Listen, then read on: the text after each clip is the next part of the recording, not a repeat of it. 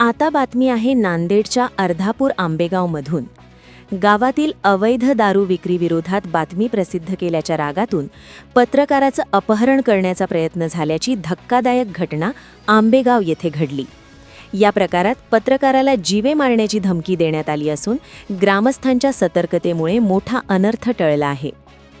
आंबेगाव येथील पत्रकार मनोज मन्नपुर्वे हे वर्तमानपत्र व यूट्यूब माध्यमातून कार्यरत असून त्यांनी 24 मार्च रोजी गावातील अवैध दारू विक्री विरोधात बातमी प्रसिद्ध केली होती। याच बातमीचा राग मनात धरून काही आरोपींनी काल रात्री 4 दुचाकींवर येत त्यांच्या घरासमोर येऊन आरोपींनी मन्नपुर्वे यांना घराबाहेर बोलावून शिवीगाळ व मारहाण केली। त्यानंतर जबरदस्तीने दुचाकीवर बसवून अपहरण करण्याचा प्रयत्न करण्यात आला। मात्र मन्नपुर्वे यांनी आरडाओरड केल्याने त्यांची पत्नी व ग्रामस्थ तात्काळ घटनास्थळी धावून आले। त्यामुळे आरोपींचा डाव फसला। गावातील अवैध धंद्याची बातमी का दिली, गावात ढवळाढवळ करू नका अशी धमकी देत आरोपींनी दहशत निर्माण करण्याचा प्रयत्न केला। या संपूर्ण घटनेचे चित्रीकरण एका ग्रामस्थाने मोबाईलमध्ये केले आहे। घटनेची माहिती मिळताच पोलिसांनी तत्काळ कारवाई करत आज सकाळी 2 आरोपींना ताब्यात घेतले आहे। या प्रकरणी पत्रकार संरक्षण कायदा, अपहरण तसेच इतर कलमान्वये गुन्हा दाखल करण्याची प्रक्रिया सुरू आहे। दरम्यान या घटनेमुळे ग्रामीण भागातील पत्रकारांच्या सुरक्षिततेचा प्रश्न पुन्हा ऐरणीवर आला असून दोषींवर कठोर कारवाईची मागणी होत आहे। मी मनोज मन्नपुर्वे अर्धापूर तालुका प्रतिनिधी तसेच श्रमिक लोकराज्याला काम करतो। तसंच एका वर्तवाहिनीला एका सिटी न्यूज म्हणून प्रसार माध्यम आहे यूट्यूबवर, त्या पण वर्तवाहिनीला मी काम करतो आणि मी काल 24 रोजी कालच्या 24 मार्च रोजी मी एक बातमी प्रसारित केली होती की DJ बंद आणि लहानमध्ये दारू विषयावर रोष व्यक्त म्हणून गायकवाड्याचा कायम आहे ही बातमी छापली होती। तर काल मला एकाचा फोन आला की रात्री फोन 9:30ला फोन आला की बाबा मनोज कुठं, मी घरी बाहेर या, थोडं तुम्हाला बोलायचं म्हणून मला बाहेर बोलवलं। मी बाहेर आलो तर बाहेर आल्याच्यानंतर त्यानं मला धक्काबुक्की केली आणि माझा मोबाईल वडवून घेतल्यानं मी परत काय केलं, बाबा माझा मोबाईल द्या, जे काही बातमी आहे मी काही ते विषय तुमच्या विरोधात नाही की कोण्या प्रशासनाचा नाही, मी असं म्हणलो। तर त्याने माझ्या पाठीशी पळाले, मी हाताला धरल्यावर मी पळून गेलो गावातल्या गलीमध्ये गेलो। गलीमधून त्यानं मला गलीतून उचलून आणलं, परत गाडीवर बसवलं आणि आरडाओरडा केला। माझ्या घरचे कुटुंब आले, गावकरी आले। या गावकऱ्याच्या समोर मला धक्काबुक्की करून मला गाडीवर बसवून देत होते आणि नेऊन लहानमध्ये एक कॅलन आहे बसस्टँड रोडला, त्या कॅनलवर 20 जण असे थांबलेले, त्यांच्याकडून आम्हाला माहिती भेटली, तिथून मला मारण्याचा प्रयत्न करणार होते। आता काय मागणी आहे, काय आता माझी अशीच मागणी आहे सर, मी यासारखे असे अनेक पत्रकार तुम्ही चांगल्या पद्धतीने काम ग्रामीण भागामध्ये कामं करतात, यांनावर असे अन्याय अत्याचार असे होत असल्यानं खरंच पत्रकारिता आम्ही काय कशा पद्धतीने करावी आणि पत्रकाराला कुठेतरी शासनानं कुठं न्याय मिळवून देण्याचं काम करा आणि त्या गुन्हेगारावर योग्य ते कारवाई करावी। असेच 4 ते 5 जण होते, 4 गाड्या आल्या त्या आणि दोनदा मला गाडीवर उचलून गाडीवर बसवलं, तर मी अजून पुढे मारून बाजूला निघालो। कुटुंब आणि गावकऱ्यामुळे मी वाचलो सर। लक्ष्मी मन्नपुर्वे आहे, मी पत्रकारची पत्नी आहे।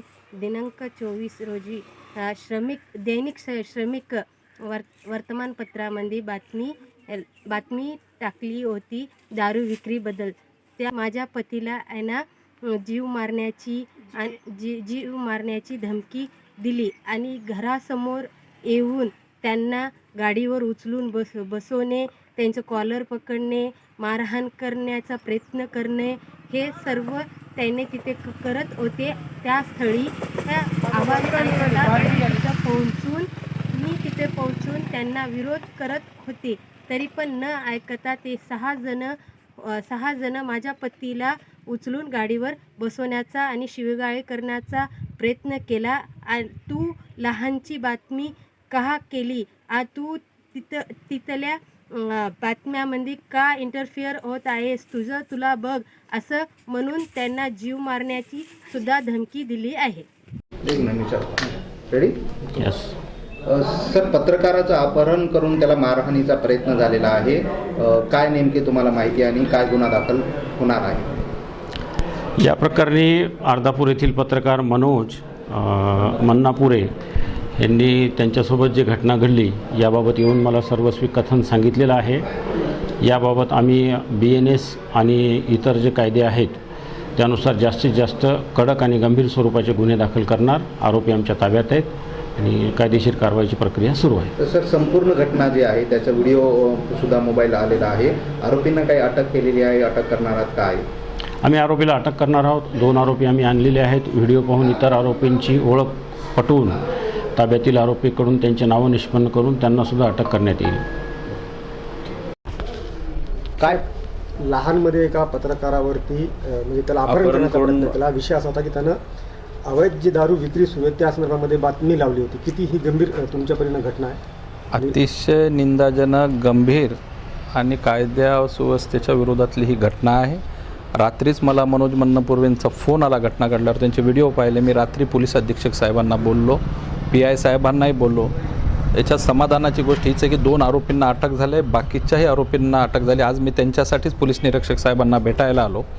हा अपहरणाचा तर प्रयत्न आहेच, त्याच्यानंतर हा दारू माफियाची दादागिरी आहे आणि अशी कुठलीही गोष्ट सहन केल्या जाऊ नये. कायद्याला ती सहनही केल्या जाणार नाही असं मला पोलीस अधीक्षक साहेब आणि PI साहेबांनी सांगितलेलं आहे. आता ते कायदेशीर चर्चा करून यामध्ये किती BNS खाली सिरियस गुन्हे दाखल करता येतील तेवढे गुन्हे दाखल केले जातील असं त्यांनी आश्वस्त केलं आहे. पण पत्रकारावरती हल्ला महाराष्ट्राचं पुरोगामी सरकार कधीही सहन करणार नाही.